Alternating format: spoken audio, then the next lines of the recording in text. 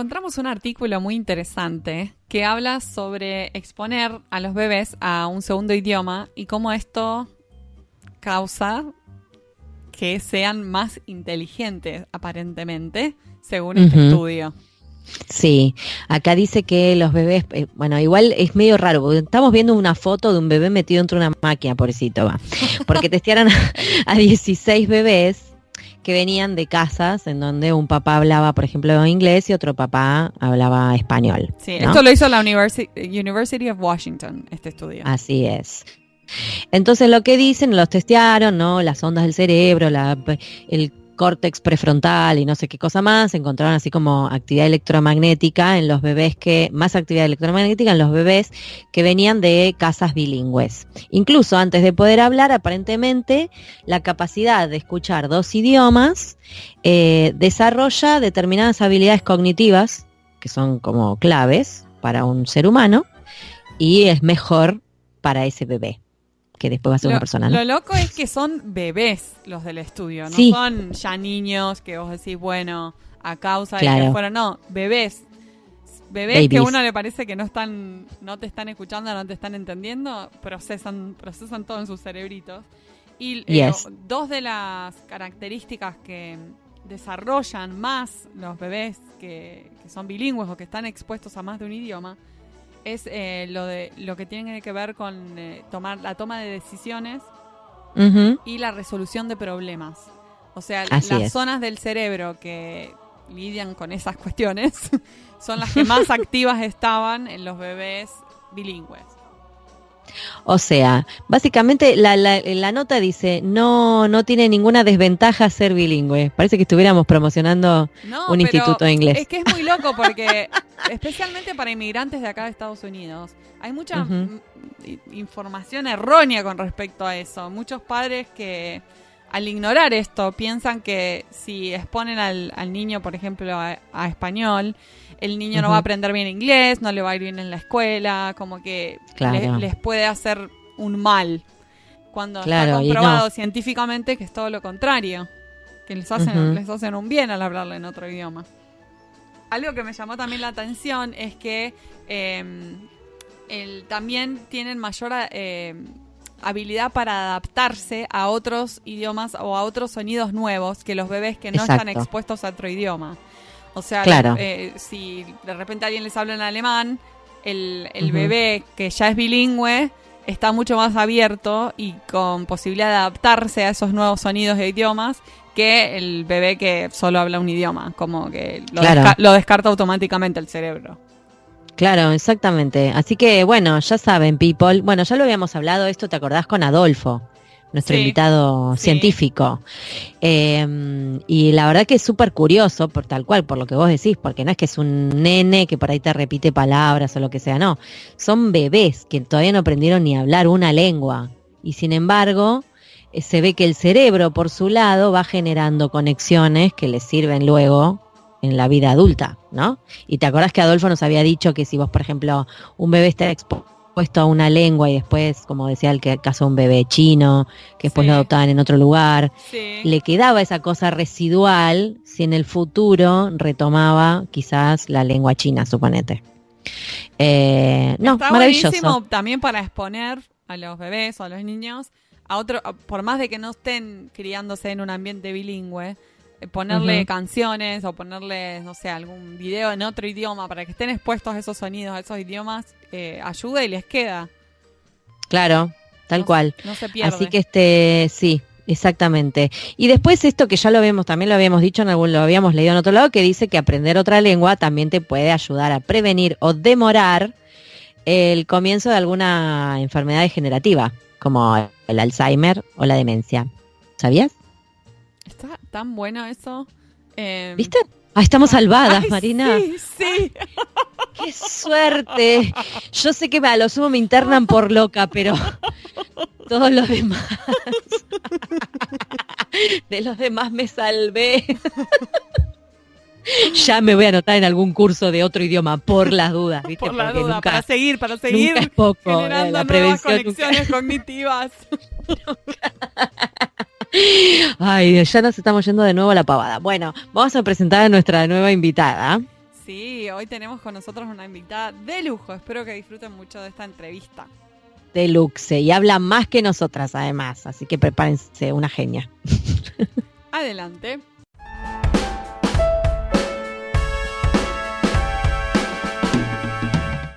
Hoy tenemos con nosotras a Maya Busqué. Ella es licenciada en Traducción e Interpretación, traductora e intérprete jurada de inglés y castellano y tiene un máster en Interpretación de Conferencias. Sus lenguas de trabajo son el inglés, el alemán, y el castellano y el catalán. Trabaja como intérprete de conferencias y traductora profesional autónoma desde el año 2001. A lo largo de este tiempo, se ha dedicado principalmente a la interpretación simultánea, consecutiva y de enlace. Ha interpretado en numerosos congresos, conferencias, ruedas de prensa, simposios, jornadas, reuniones y estudios de mercado. También realiza traducciones escritas para empresas y particulares. Está especializada en la traducción médica, la traducción de temas relacionados con la moda, la traducción publicitaria, jurídica y de marketing, así como en textos y discursos de divulgación científica. Es socia fundadora de la Asociación Profesional de Traductores e Intérpretes de Cataluña. No lo voy a pronunciar en catalán porque no me da. Y ha ocupado varios cargos en la Junta Directiva de la asociación, incluido el de presidenta. Actualmente representa a la asociación Vértice, una plataforma que tiene como objetivo fomentar la colaboración entre las asociaciones de profesionales de la lengua. Maya, bienvenida en Pantuflas.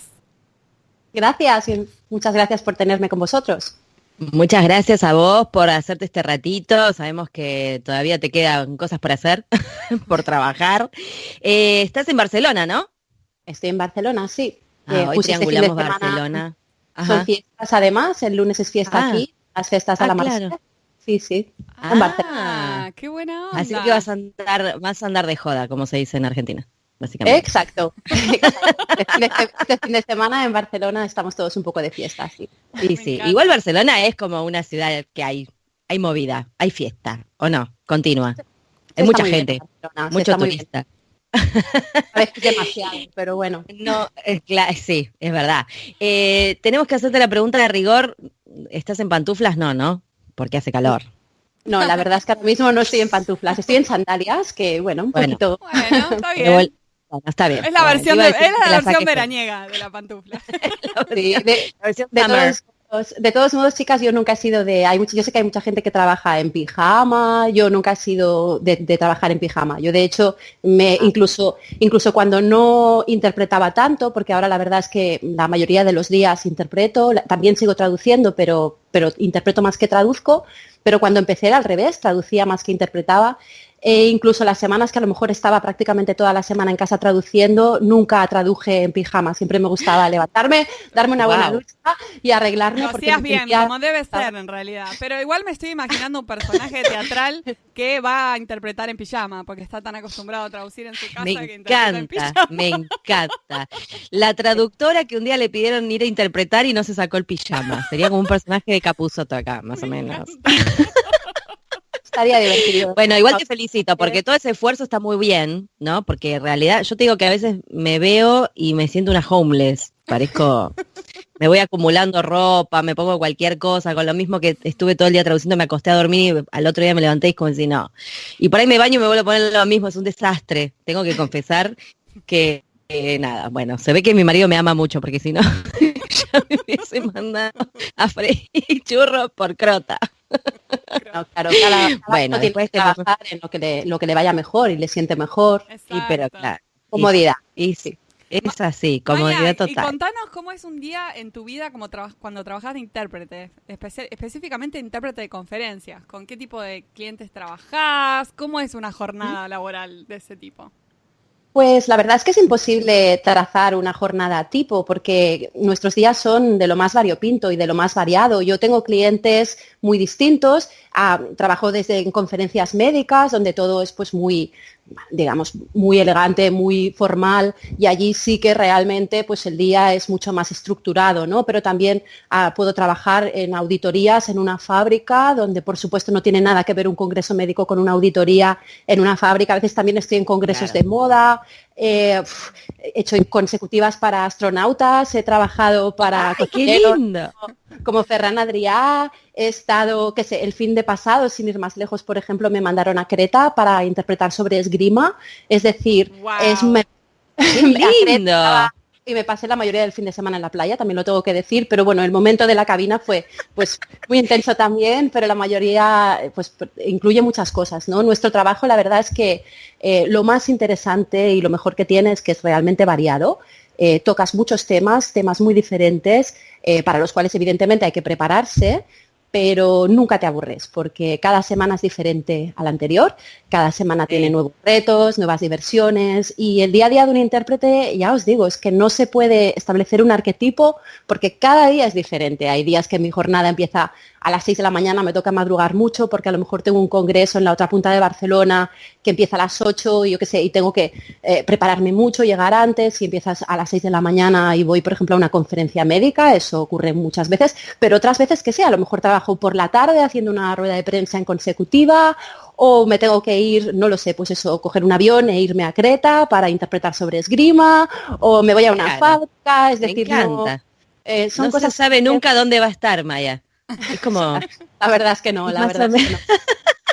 Viste que a veces los amigos y familiares se desesperan, ¿no? Cuando uno es como así tan movedizo. Como que tal día nos queremos juntar, no sé si puedo, la verdad capaz que estoy en Creta, no sé. A ver, es muy difícil para, por ejemplo, comprometerse a, yo qué sé, si quieres hacer una clase de yoga los lunes y los miércoles de 5 a 7, no puedes, porque yo nunca sé la semana que viene dónde voy a estar el miércoles a las 5 de la tarde. Claro. Y también es verdad que antes sí que teníamos las reservas de simultánea con mucha más antelación, y en los últimos años y sobre todo en los últimos meses es más típico que te reserven a 1 o 2 semanas vista, con lo cual tu calendario va cambiando todo el rato, ¿no? Pero a mí me encanta, claro. Yo es que por mi personalidad y mi forma de ser me siento totalmente incapaz de estar en una oficina de 9 a 6, o sea, yo creo que me moriría si tuviera que estar cada día haciendo lo mismo, en las mismas paredes, con la misma gente. Sí, lo que más me gusta de mi trabajo es la sensación de aprendizaje constante y de novedad, variedad y reto constante también. Sí, claro, claro. No, porque además dijiste una variedad de temas que me encantó. O sea, de moda a esgrima, más allá de viajar, que además tiene un plus, ¿no? De un agregado de diversión.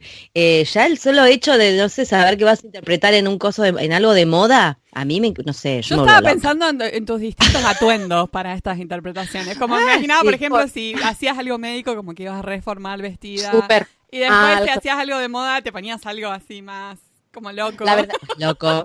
La verdad, y si haces una cosa de marketing, por ejemplo, vas muchísimo más informal. También lo importante es saber dónde vas y según dónde vas, pues... Claro, el código. Secuencia, claro.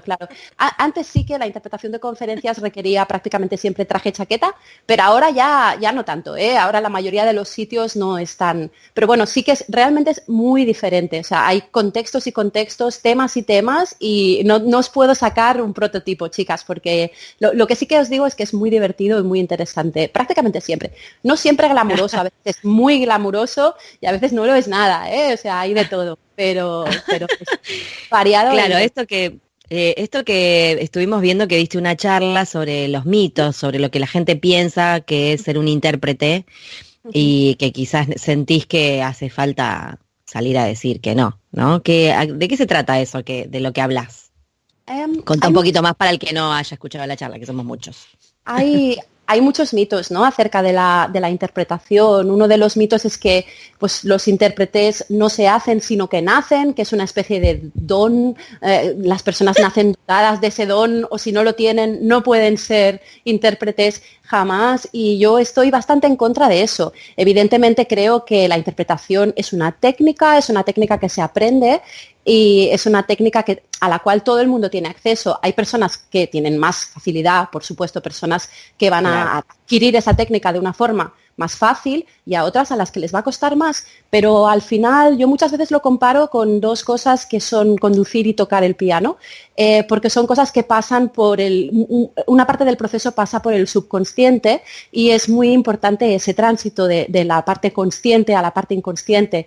Y de la misma forma, por ejemplo, que si a un conductor novel le pusieran por primera vez que coge el coche, le ponen en la calle más transitada de Madrid o Barcelona a las 8 de la mañana y le dicen, venga, conduce, pensará que jamás puede llegar a conducir, ¿no? Que eso es un espanto y es muy difícil. Y sin embargo, con la práctica y con la técnica, llega un día a su casa y no sabe ni cómo lo ha hecho, porque una gran parte del proceso de conducir, a mí es un ejemplo que yo siempre pongo, pero yo conduzco bastante mal, ¿eh? Las cosas como sean. Y creo que interpretar, pues me defiendo.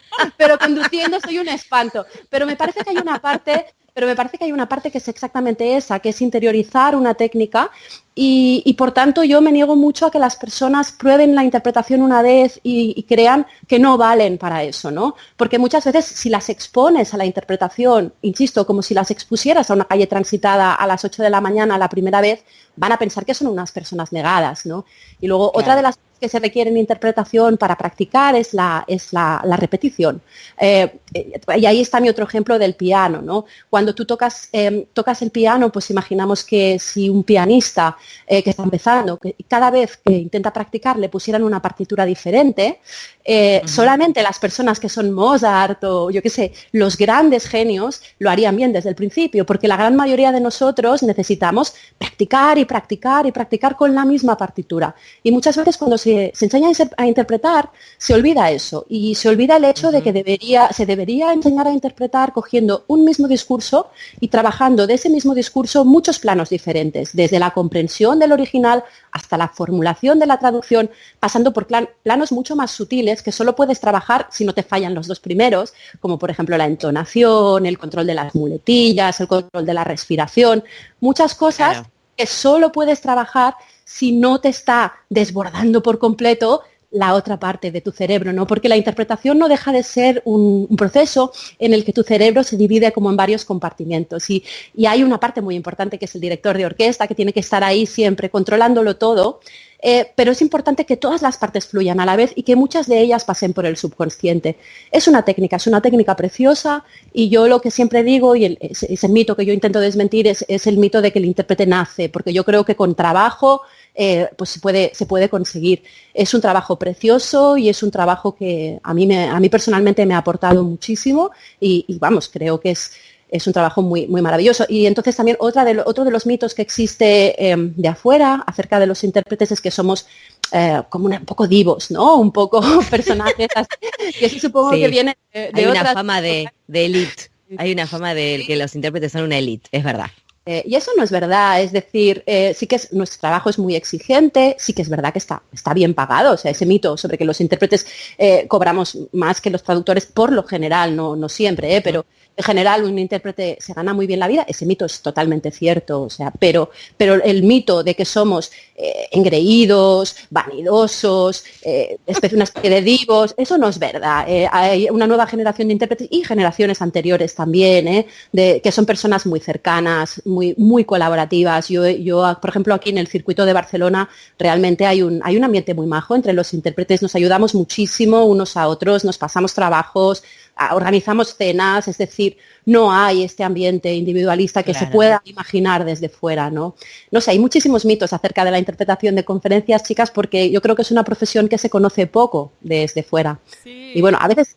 Y en parte los mitos ya nos van bien, es decir, a mí ya me va bien que mis clientes piensen que esto es una especie de don divino, porque así me van a pagar, más, claro, pero yo lo que pienso... Claro, no digas nada. No, me encanta lo que decís de ir puliendo e ir puliendo con la práctica y la práctica hacia el maestro, eso es lo que estás diciendo, que está buenísimo, porque me parece que es cierto que muchos traductores por ahí fantasean con la idea de hacerlo, pero al haberlo intentado una o dos veces se frustraron. Y es verdad que quizás el encare de la materia, por lo menos yo tuve un año como materia nada más. El encare de la materia muchas veces, yo no voy a hablar de ahora porque no sé, pero muchas veces es ir cambiando de texto en vez de esto que vos decís. Totalmente. Y es cierto, ¿no? Digo, como un actor, de repente va a tener que repetir un coso, lo puede buscar de muchas maneras. Está re buena esa técnica que vos contás. Me parece muy lógica, como para empezar a ejercitar el músculo y después mandarse a La verdad es que sí, yo algunas veces he impartido algunos cursos de introducción a la interpretación, todavía no estoy en la universidad ni nada así, pero me gusta mucho practicar esto que os digo con los alumnos porque ves como realmente personas que se creían completamente incapaces de interpretar, una vez les expones al mismo texto muchísimas veces y vas trabajando con ellos los diferentes planos que conlleva la interpretación. Luego, cuando les expones a un segundo texto diferente, que cogen por primera vez, lo hacen muchísimo mejor de lo que lo harían si hubieras cogido ese texto y luego otro, y luego otro, y luego otro, ¿sabes? Entonces, realmente, si tuviera más tiempo, me gustaría investigar sobre esto que digo e investigar más profundamente con un doctorado o lo que fuera, porque realmente creo que hay una parte ahí de la didáctica de la interpretación que está todavía por investigar.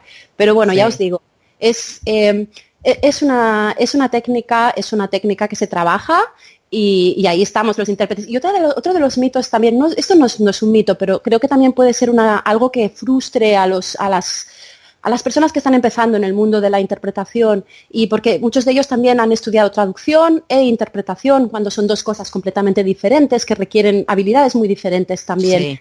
Y para la traducción, el hecho de intentar apuntar a la perfección es fundamental, el hecho de tratar los términos con todo el rigor y de realmente ir a buscar la palabra exacta, la palabra precisa, por mucho que requiera investigar antes de dar con esa palabra, ¿no?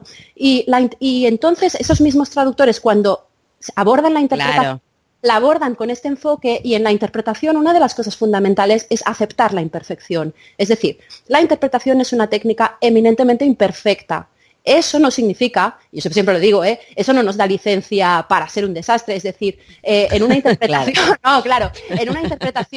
en una interpretación, si tú logras traducir al 80% lo que está ocurriendo y con rigor, está bastante bien. Es bastante imposible que logres el 100%. Pero tampoco, si estás en un 60% o en un 40%, eso es deficiente. Es decir, hay que tener ganas, hay que intentar apuntar a la excelencia, pero no hay que perder de vista que es una técnica eminentemente imperfecta y que en algún momento de la interpretación, en algún momento del acto, por cualquier motivo externo, ya sea por la velocidad de un ponente, por el acento, por cualquier cosa, puede haber momentos en los que es como si se te escapa, porque ahí no en ese momento no tienes la palabra, no tienes el recurso. Y es como si abrieras, otra cosa que también digo, siempre se abre un tobogán, ¿de acuerdo? Se abre un tobogán y te vas para abajo, es que te vas para abajo. Y aquí la única diferencia entre un intérprete novel y un intérprete con más experiencia son los recursos para solventar esa situación y caer por el tobogán de una forma airosa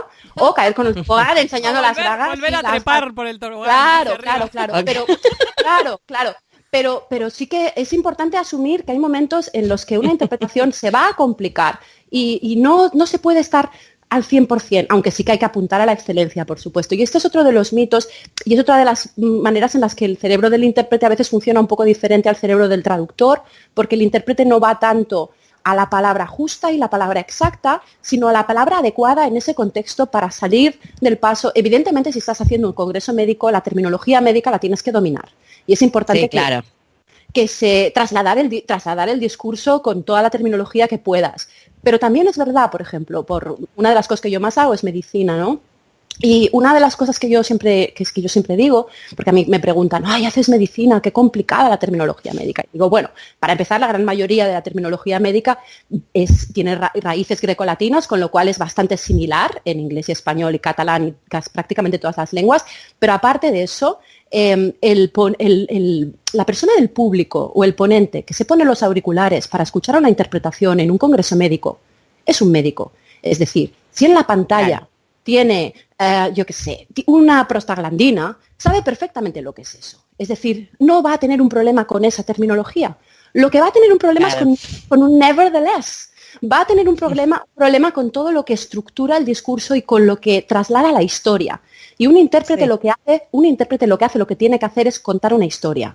contar una historia, y es porque esa es su función. No tanto trasladar las palabras, sino trasladar la historia, trasladar lo que hay detrás de las palabras. En un congreso médico no importa tanto que si hay una lista en la pantalla de 800 síntomas y signos que los que están en el público comprenden perfectamente con todas sus siglas. Si una sigla tú en ese momento no la sabes, la dices en inglés, que el médico va a entender la sigla en inglés. Pero lo que no puedes perder es si en ese estudio pues se han alcanzado los resultados esperados o no. Lo que no puedes perder es la historia. Pues, ya digo, el sentido. Sí. El sentido, tal cual. Y el nevertheless y lo que articula el discurso, que es lo que les está parando a los médicos y lo que están intentando escuchar, ¿no? Ese también es otro de los mitos, es eso, que interpretar es traducir palabras, y yo digo eso, que no, que en absoluto, que interpretar es trasladar una historia. No, claro, de hecho, que es el gran problema que tenemos los traductores, que somos como tan puntillosos, porque Exacto. el que traduce, lo hemos hablado en otros programas, y es eso, como que uno entraría en pánico porque dijo la palabra que no era y no puedes rebobinar ni frenar toda la conferencia para ir a buscar a ver qué mejor decís. No te puedes quedar frenado ahí. Exacto, y creo que en sí, ese momento es principalmente eso. La adecuación es más importante que la exactitud, aunque evidentemente tienes que estudiar. Es muy importante estudiar, la preparación terminológica es importantísimo, pero sobre todo para entenderlo tú, para entender lo que estás diciendo y para poder trasladarlo con el lenguaje de las personas que te van a escuchar, ¿no? Es decir, con eso, que no se me interprete mal, no estoy diciendo que no es importante la terminología. Por supuesto, no, se entendió perfectamente. Y los intérpretes estudiamos un montón y nos preparamos glosarios y, bueno, trabajamos siempre para tenerlo lo más controlado posible, pero sí que en el propio acto hay muchas veces que otras cosas son más importantes, ¿no? Incluso la voz, incluso tener una voz agradable, trasladar las emociones, la intensidad de lo que está ocurriendo o la no intensidad, las emociones, todo eso. El manejo del aire, porque imagínate que estás escuchando un intérprete que se queda sin aire, tampoco está bueno. Son cosas que uno no las piensa, pero para el que escucha es molesto. O sea que también son factores que importan, claro. Totalmente, es muchísimo más importante una buena voz que muchas cosas. La voz es una parte muy importante, sí, hay que trabajarla. Los intérpretes tenemos que trabajarla y a veces nos olvidamos, porque a veces nos concentramos en trabajar toda la parte de contenido, de terminología, y nos olvidamos de hasta qué punto nuestra voz es importante y es lo que tiene el público y lo que le gusta o no. Claro, es el instrumento que utilizan para comunicar, así que es esencial.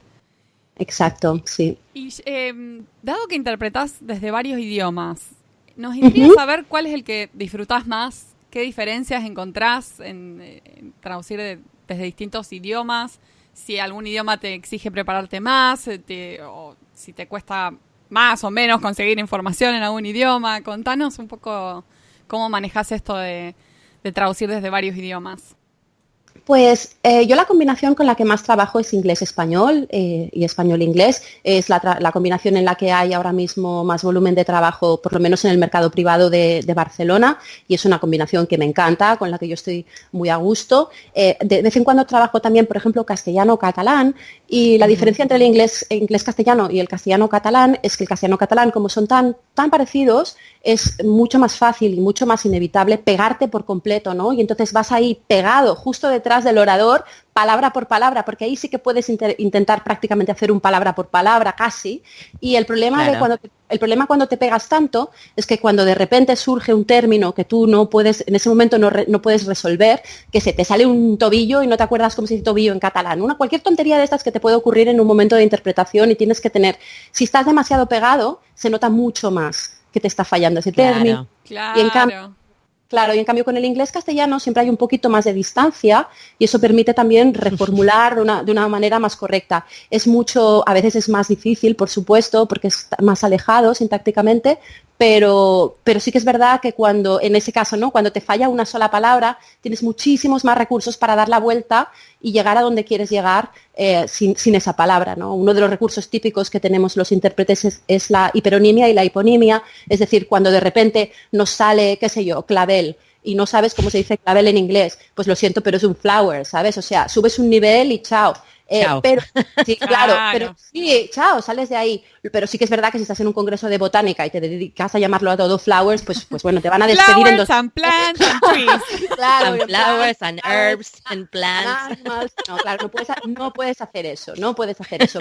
Pero sí que para solucionar un momento puntual, y por eso digo que tan importante como la terminología es el conocimiento del tema, porque en medicina, cuando intentas hacer eso, cuando intentas ir al hiperónimo, tienes que saber si ese término raro, aunque no Claro. sepas, en ese momento no te salga lo que es, tienes que saber, pues si es un signo, si es un síntoma, si es una molécula, si es una tienes que saber lo que es, si es un fármaco, para poder hacer este recurso tan típico de los intérpretes que es ir al hiperónimo, ¿no? Cuando tienes un hipónimo que te está bloqueando.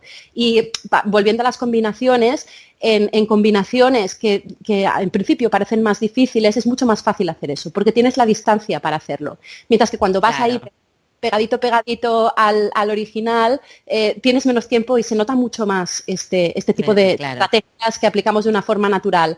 Y bueno, y también tengo alemán, lo que pasa que no trabajo prácticamente con alemán, porque en el mercado privado de Barcelona te piden el retorno, que puedas ir hacia el otro idioma en muchas de las ocasiones.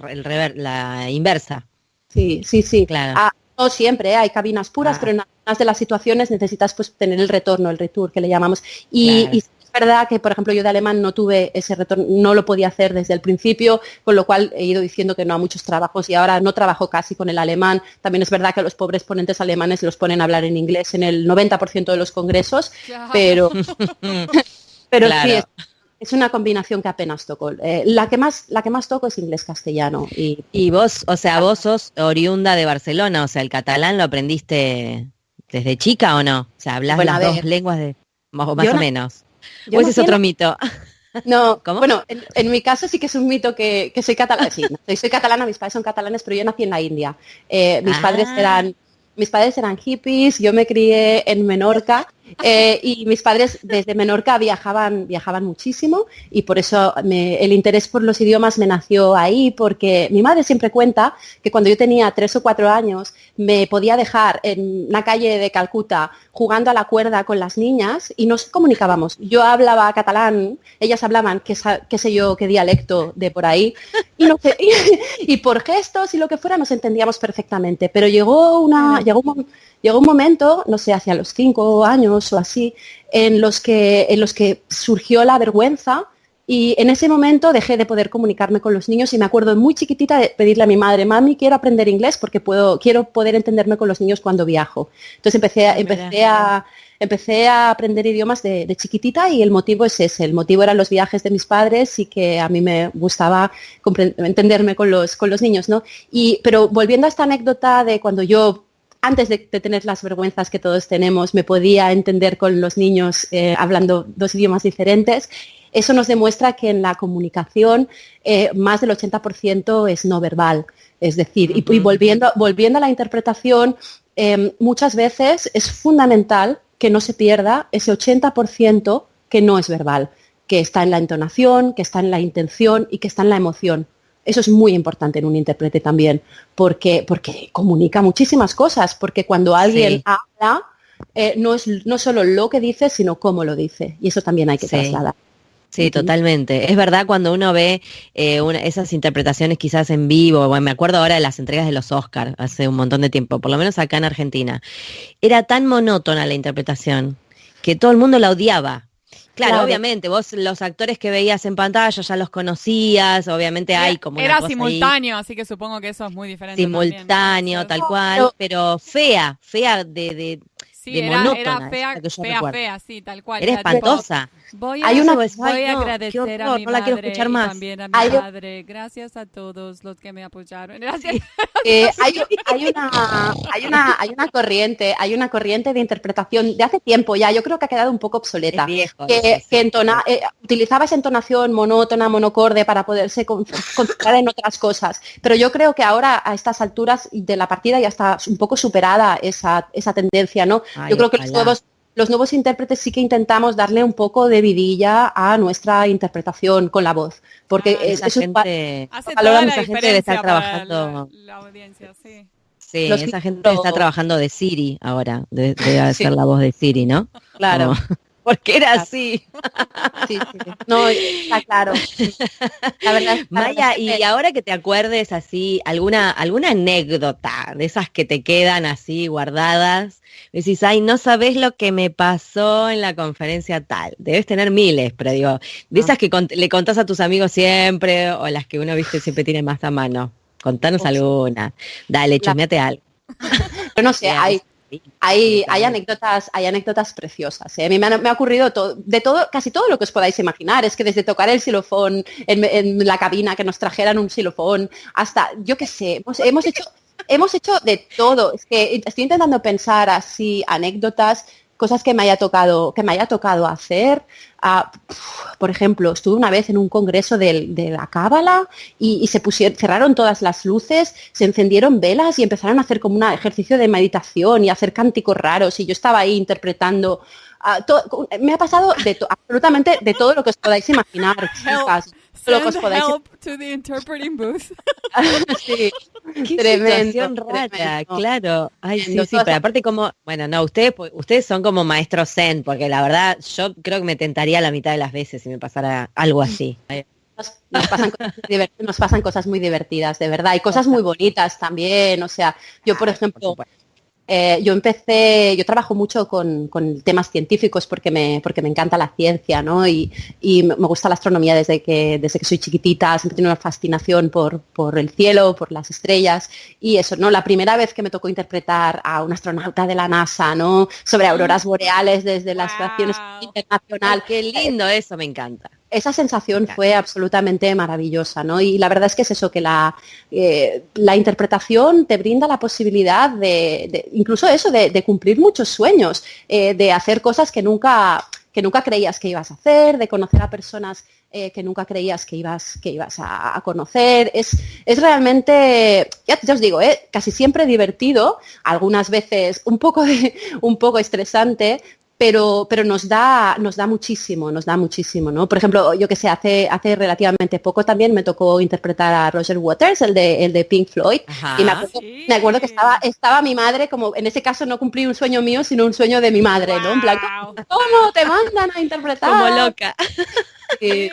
Qué increíble. No, pero nuestra segunda intérprete de Celebrity sería en este momento, porque tuvimos a nuestra amiga que estuvo con Federer y vos ahora con Waters. Los Roger están a pleno. Los Roger a pleno con nuestras chicas. Los Ferreros Roger. Hay momentos en los que tienes la ocasión eso, ¿no? De interpretar a gente a la que admiras, o como Ferran Adrià, ¿no? Por ejemplo, para mí, que es un cocinero increíble, sí, maravilloso y pues, famoso. Un privilegio, ¿no? Si un día, yo he tenido en varias ocasiones la oportunidad de interpretarle y es un auténtico privilegio. Pero yo lo disfruto prácticamente todo, desde cuando me toca interpretar a personas famosas, como, que sé, cuando sí. A mí la ciencia me encanta. Yo lo que más disfruto es lo que tiene que ver con ciencia y con medicina. Pero bueno, y claro. la moda también me gusta, qué sé, ya os digo, en la profesión lo bueno es lo bueno es la variedad. Sí, claramente. Maya, y nos contás si tenés algún consejo práctico para alguien que le interese empezar a formarse como intérprete de conferencias. Pues vamos a ver, me parece que en el caso de la interpretación, como os he dicho, como es una técnica, es fundamental practicar. Hoy en día hay muchísimos más recursos en línea para la gente que quiere practicar interpretación. Está lleno de plataformas con discursos, redes de intérpretes que se corrigen entre ellos. Hay muchísimos recursos para un intérprete novel. Y después tener paciencia, porque con la traducción también es difícil conseguir clientes, pero con la interpretación un poquito más, la cosa va más lenta.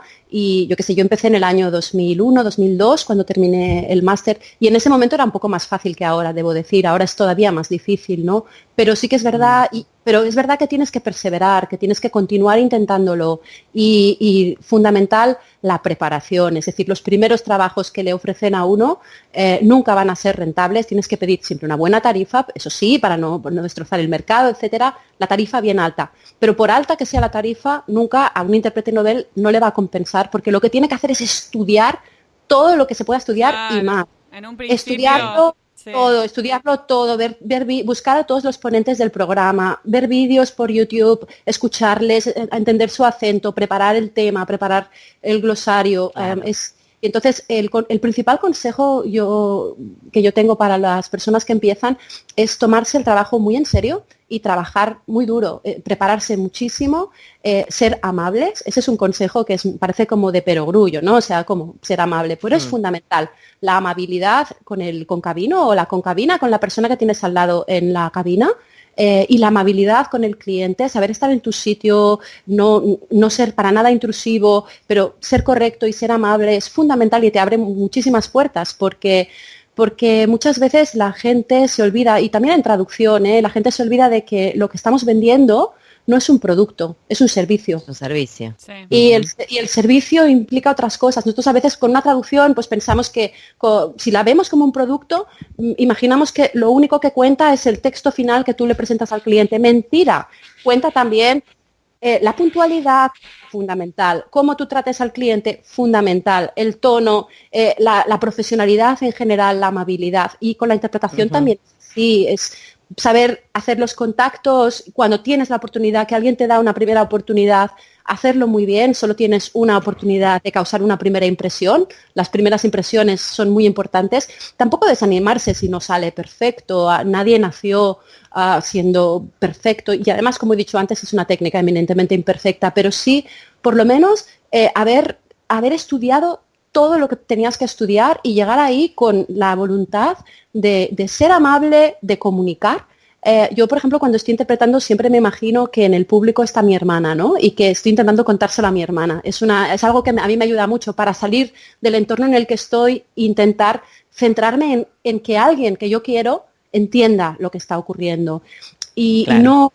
no agobiarse, y yo no creo tanto de verdad, porque ahora en estos días hay como, bueno, hace ya tiempo que hay como esta obsesión por el marketing agresivo, por las tarjetitas de visitas de colores, por las webs fluorescentes que hacen maravillas, por yo qué sé, venderse, esta obsesión con vender y la imagen.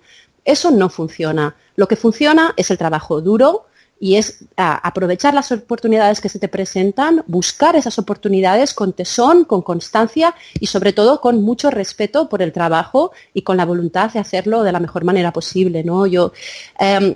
Es complicado, no voy a mentir, no es fácil abrirse lugar en este mercado, pero se puede hacer. Hay muchas personas que lo hemos hecho y que nos estamos ganando la vida bien o muy bien. Y se puede hacer, es una cosa que está ahí al alcance de los intérpretes que quieran conseguirlo. Y pues eso, yo sobre todo les diría que no se desanimaran, porque es muy fácil desanimarse y al final quien la sigue hay que seguir ahí intentándolo. Quien la sigue la consigue, tal cual. Ay, a mí me encantó. Vos tenés que hacer una TED Talk urgentemente. Sí, Hay que sí. mandarla a Maya TED. A Sí, TED de porque es una, súper te releo. inspiring. De Sí. una, sí. Le voy a mandar un mail a TED y le voy a decir, quiero que hablen. Bueno, hacemos la pregunta existencial, igual más o menos medio que la contestó, ¿no? Pero la hacemos, ¿no, Mari? Dale. Nosotros siempre cerramos las entrevistas con una pregunta existencial. Existencial sería así, filosófica, si querés. ¿Qué es para vos ser un traductor exitoso? Un poco medio que ya lo contestaste sin darte cuenta, Sí. pero igual la cerramos así. Vale. No hay respuestas correctas, esto es para cada uno lo que es para cada uno y está todo aceptado. Mira, una vez traduje porque además de interpretar, también traduzco entrevistas para la televisión, para programas de ciencia, como comentaba antes, y las preparo, como se había comentado, y las preparo para el voiceover y he colaborado con dos programas bastante conocidos. Uno es el programa Redes de Eduard Punset y ahora estoy colaborando con un programa también interesantísimo que se llama El cazador de cerebros de Pere Estupiñán, que son entrevistas a científicos o científicos o personas relacionadas con el mundo de la ciencia así en general. Y me acuerdo que en una ocasión me tocó preparar una de las entrevistas al director de la Filarmónica de Boston y él tenía una frase. Él hablaba de música, hablaba de otras cosas en esa entrevista, pero recuerdo perfectamente que dijo que se sabe cuando alguien está en su elemento, cuando alguien está haciendo lo que tiene que hacer, porque hay algo que ocurre en todas las ocasiones. Y es que a esa persona que está haciendo lo que quiere hacer, lo que se le da bien hacer, lo que todo apunta a que quería hacer, a esa persona le brillan los ojos. Y para mí, me habéis dicho que es como existencial, así que me habéis dado licencia, pero para mí,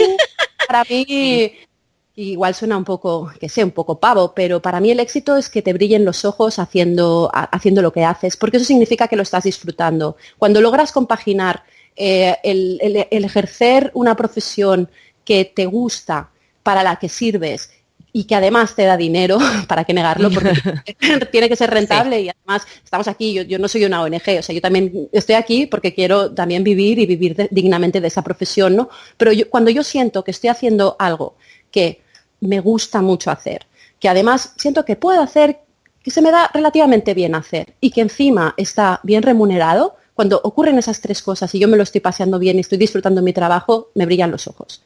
Y para mí me encanta. Me encantó. Me encantó esa respuesta. Frase. Hermoso. Bueno, la verdad ha sido una entrevista muy linda. Muchas gracias, Maya, por tomarte el ratito para charlar con nosotras. Ha sido muy iluminadora en un montón de cosas, creo.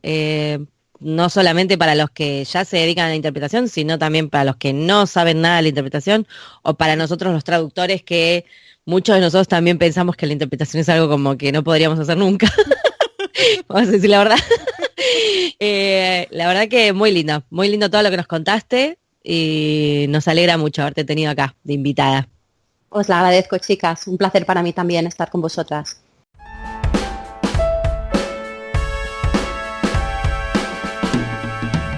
Este fue un nuevo episodio de En Pantuflas. Podés encontrarnos en la página en-mediopantuflas.com y suscribirte a nuestro podcast desde iTunes, Podcast Addict o la tienda de podcast que más te guste. Prohibida su reproducción en el territorio de Argentina, traducciones, las pantuflas de flamenco son mías. Y las de tigres son mías.